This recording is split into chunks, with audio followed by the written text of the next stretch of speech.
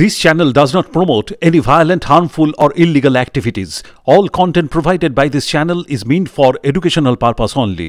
মঙ্গলবার ছাত্র সমাজের ডাকা নবান্ন অভিযান নিয়ে রাজনৈতিক টানাপোড়েন চলছে।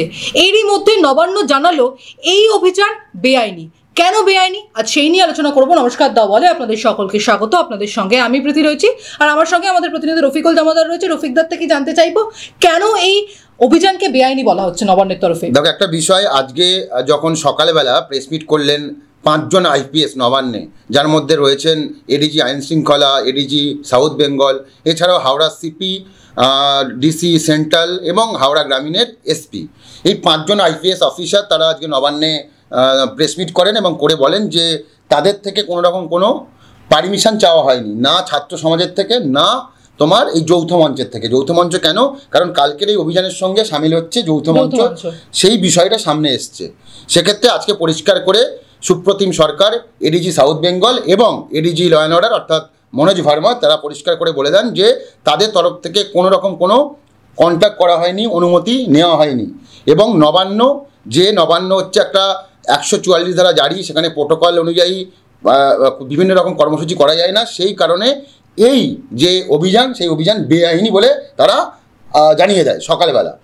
এরপরে দেখা যায় যে সংগ্রামী যৌথ মঞ্চ এবং ছাত্র সমাজের পক্ষ থেকে দাবি করা হয় যে না, তারা নাকি মেল করেছে এবং মেল করে তারা জানিয়েছে। সেই বিষয়ের পরে আবার নবান্নে ঠিক 6টার আগে একটা প্রেস মিট করা হয়। সেই প্রেস মিটে উপস্থিত ছিলেন তোমার এডিজি সাউথ বেঙ্গল সুপ্রতিম সরকার এবং এডিজি আইন শৃঙ্খলা মনোজ ভার্মা, এবং পরবর্তী সময় উপস্থিত হয়েছিলেন হাওড়া সিপি প্রবীণ ত্রিপাঠী। এই 3 জন আইপিএস একসঙ্গে প্রেস মিট করেন। সুপ্রতিম সরকার পরিষ্কার করে বলে দেন যে যখন আমরা সকালবেলা যে প্রেস মিট করেছিলাম, সেই প্রেস মিটের শেষে আমরা দেখি যে আমাদের এখানে 2টো মেল আসে।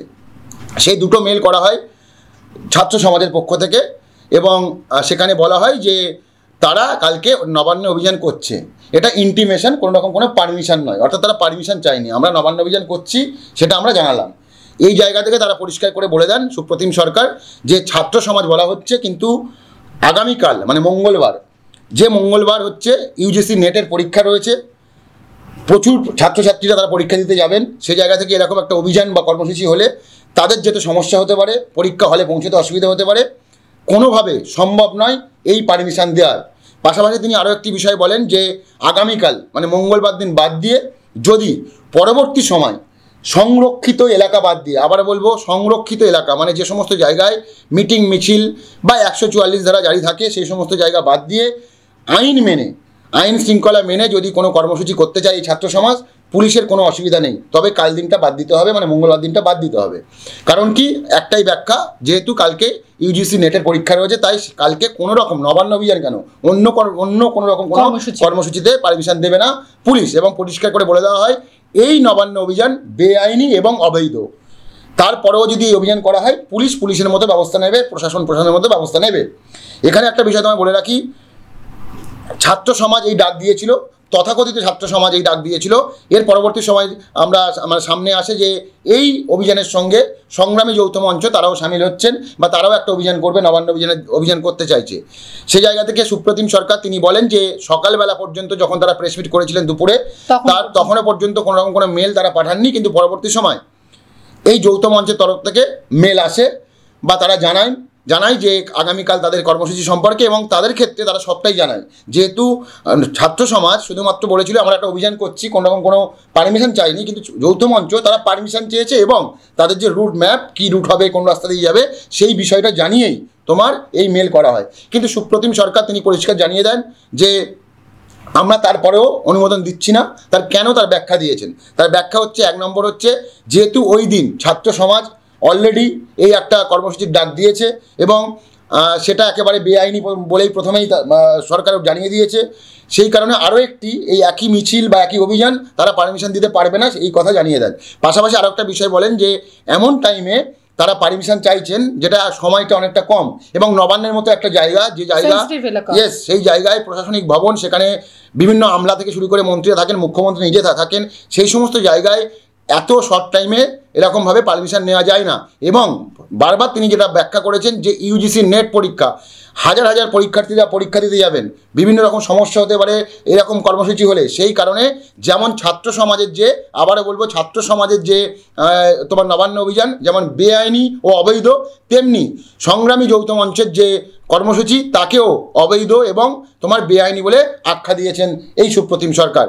পরবর্তী সময় আমরা প্রশ্ন করেছিলাম, যেহেতু প্রশাসনিক ভবন, তারপরেও তুমি জানো যে আজকে তুমি প্রেস মিটে ছিলে, প্রেস মিটে আজকে তুমি ছিলে তোমার প্রেস ক্লাবে, সেখান থেকে তারা দাবি করেছিল, আমি পরবর্তী সময় তোমার কাছে আসবো, কিন্তু তার আগে একটা বিষয় বলে দিই যে সেখানে তারা দাবি করেছেন যে তারা নাকি নিয়ম অনুযায়ী তোমার সবটাই যা যা মেনটেন করতে হয় তারা করেছেন, এমনটাই তারা দাবি করেছেন বলে জানা গিয়েছিল। সেই প্রশ্ন আমরা সুপ্রতিম সরকার এবং মনোজ ভার্মাকে করেছিলাম, কিন্তু তারা পরিষ্কার জানিয়ে দেয় যে না, কোনোভাবেই তারা আগে কোনো কন্ট্যাক্ট করেনি, উল্টে তাদের সঙ্গে কন্ট্যাক্ট করার চেষ্টা হয়েছিল, কিন্তু কোনো রকম কোনো হাওড়া পুলিশ কমিশনার করেন।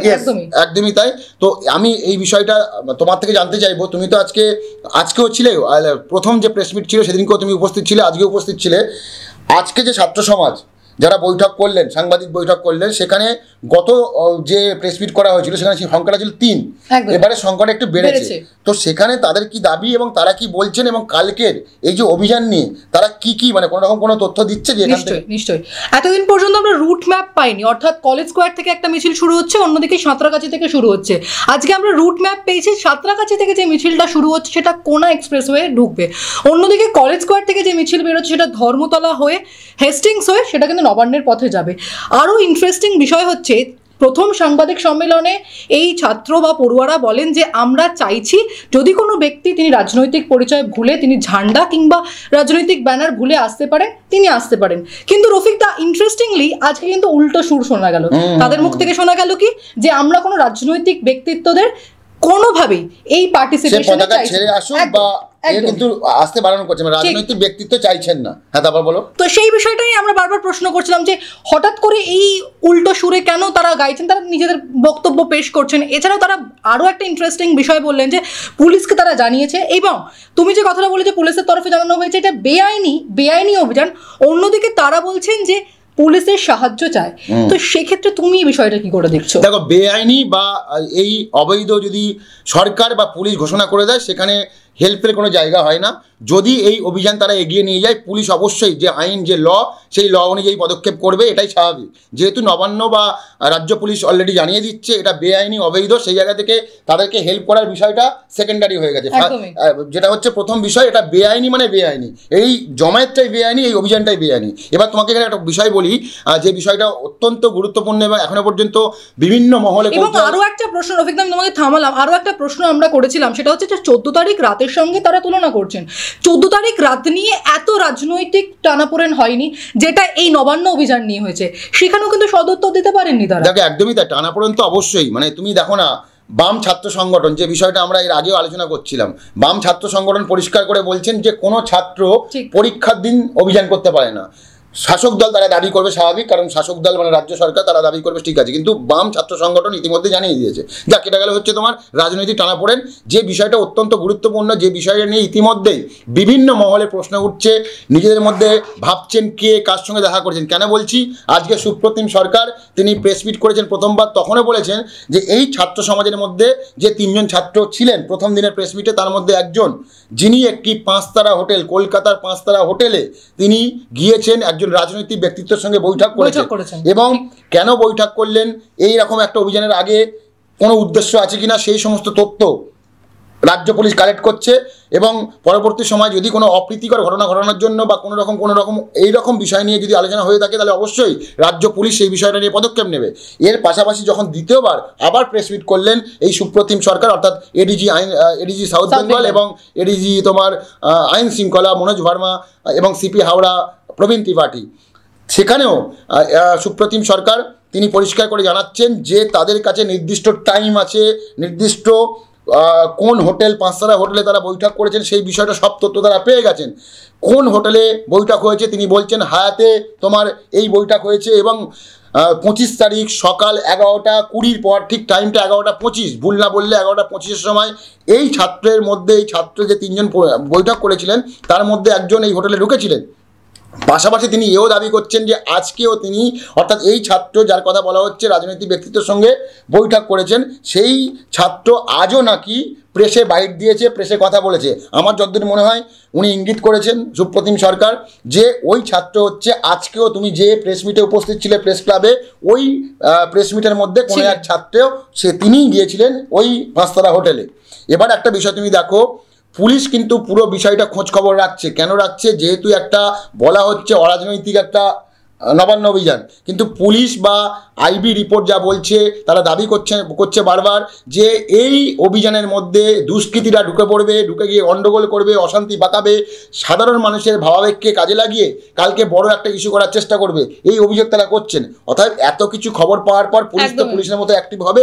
এবং আমি তোমায় বলছি, আগামী কাল তুমিও থাকবে স্পটে, মানে কলেজ স্কোয়ার থাকবে, বিভিন্ন জায়গায় তুমি ঘুরবে, তুমিও দেখতে পাবে কালকে পুলিশের ভূমিকা কি থাকে এবং বিভিন্ন জায়গায় ব্যারিকেড করা হবে। তবে আমরা বারবার সুপ্রতিম সরকারকে প্রশ্ন করেছিলাম যে এই রাজনৈতিক ব্যক্তিত্ব কে, কোন দলের। তিনি বারবার বলেছেন যে সব তথ্য আমরা দিতে পারছি না, সব কিছু দেওয়া যায় না, তদন্তের খাতিরে আমরা কিছু বলতে পারছি, যতটুকু বলতে পারলাম সেই হচ্ছে এই তথ্য।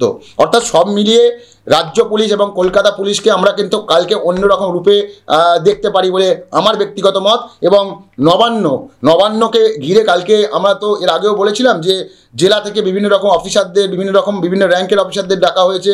ইতিমধ্যেই তারা বিকেল 4টের মধ্যে আজকে রিপোর্টিং করেছেন। তো সেই জায়গা থেকে কালকে নবান্ন চত্বরে যেমন দেখতে পাবো আমরা নিরাপত্তার চাদরে মুড়ে ফেলছে, তেমনি যে সূত্র মারফত খবর পাচ্ছি প্রথমেই কলেজ স্কোয়ারে তুমি থাকবে, কালকে দেখে নিও, কালকে পুলিশের তরফ থেকে প্রথমেই মাইকিং করে বলে দেওয়া হবে এই জমায়েত, এই অভিযান বেআইনি। রাজ্য সরকার, রাজ্য পুলিশ অলরেডি ঘোষণা করে দিয়েছে বেআইনি এবং হচ্ছে তোমার অবৈধ। সেক্ষেত্রে এমন কিছু করবেন না যাতে আইন শৃঙ্খলার অবনতি হয় এবং আইন হাতে তুলে নেবেন না। এই মাইকিং আমরা কিন্তু কালকে বারবার শুনবো। এবং এই মাইকিং করার পর এখন দেখার বিষয় ছাত্র সমাজ, তথাকথিত ছাত্র সমাজ, তাদের কি ভূমিকা হয়, তারা অভিযান এগিয়ে নিয়ে যায় নাকি ওখানে স্টপ করে। তবে যে বিষয়টা তুমি যে প্রেস মিটে ছিলে সেখান থেকে পরিষ্কার, তারাও বারবার বলছেন যে এটা অরাজনৈতিক, পুলিশ যদি বাধা দেয় সেই বাধার মুখে তারা পিছু হটবে না এবং পুলিশকে প্রায় বলতে পারো ঘুরিয়ে হুঁশিয়ারি হুঙ্কার দিচ্ছেন। সেই জায়গা থেকে এই বিষয়টা দেখতে হবে আগামীকাল কোন জায়গায় পৌঁছচ্ছে। কোনো গন্ডগোল, কোনো অশান্তি, কোনো অপ্রীতিকর ঘটনা ছাড়া এই কর্মসূচি শেষ হচ্ছে কিনা, এটা এখন সব থেকে গুরুত্বপূর্ণ বিষয়। এখন তো আমাদের অপেক্ষা করতে হবে আগামীকালের জন্য। নিশ্চয়ই মঙ্গলবার ছাত্র সমাজ যে নবান্ন অভিযানের ডাক দিয়েছে, এখন দেখার বিষয় পুলিশের নিরাপত্তা বা পুলিশের তরফে কি ব্যবস্থাপনা করা হয় সেদিকে নিশ্চয়ই আমাদের নজর থাকবে এবং এই অভিযান আদৌ শান্তিপূর্ণ হয় কিনা সেদিকেও আমাদের নজর থাকবে। আপনারা দেখতে থাকুন দ্য ওয়াল, কারণ খবর এখন এখানেই।